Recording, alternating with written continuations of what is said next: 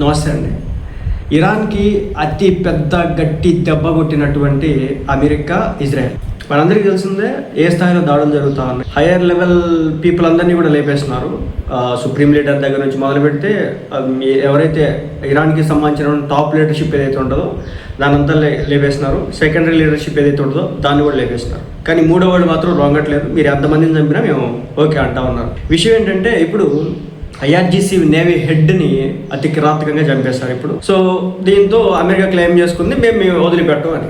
Iran ఏమంటుంది, సరే మీరు ఎంతమంది నేను చంపండి, మీరు చచ్చిపోతా ఉంటుంది. వీళ్ళు కొట్టుకొని మన దేశం మీద ఆయిల్ ప్రైజెస్ పెంచుతున్నటువంటి పరిస్థితి. ఇజ్రాయెల్ జరిపినటువంటి దాడిలో ఇరాన్కి చెందినటువంటి అత్యంత శక్తివంతమైన సైనిక విభాగం IRGC navy head Ali Reza మరణించినట్టు తెలుస్తోంది. హార్ముజ్ జలసంధిలో నౌకలను అడ్డుకోవడంలో ఈయన కీలక పాత్ర పోషించేవారు. ఇప్పటివరకు దాదాపు 1000కి పైగా నౌకలు 33 కిలోమీటర్ల డిస్టెన్స్లో ఉన్నాయన్నమాట.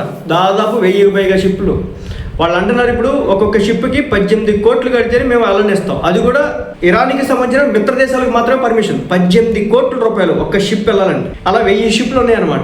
దీంతో ఈయన అనమాట కింద మైన్స్ పెట్టించినాడు. వాటర్లో మైన్స్ ఉన్నాయి. ఎలా పడితే అలా వెళ్తానంటే కుదరదు. ఇప్పుడు వాళ్ళు చూపించినటువంటి మార్గం ద్వారా మాత్రమే షిప్ వెళ్ళాలి. ఆ 33 కిలోమీటర్ల రేడియస్లో కూడా లేదు, నేను అటు వెళ్తా అంటే కనుక ఆటోమేటిక్గా పేల్చేస్తాయి. అంటే ల్యాండ్ మైన్స్ అంటారు కదా.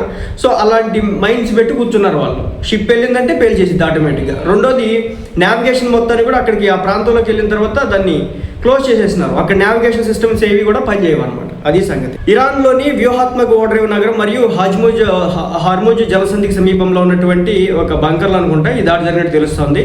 అమెరికా ప్రతిపాదించినటువంటి షరతులను ఇరాన్ తిరస్కరించింది. ఇజ్రాయెల్ మరియు అమెరికా కలిసి ఇరాన్లోని క్షిపణి కేంద్రాలు మరియు వ్యూహాత్మక లక్ష్యాలపై అయితే దాడి చేస్తూ ఉన్నాయన్నమాట. ఈ క్రమంలోనే షిరాజ్లో జరిగినటువంటి దాడిలో 2 చిన్నారులను కూడా చంపేసినారు ప్రస్తుతానికి అయితే.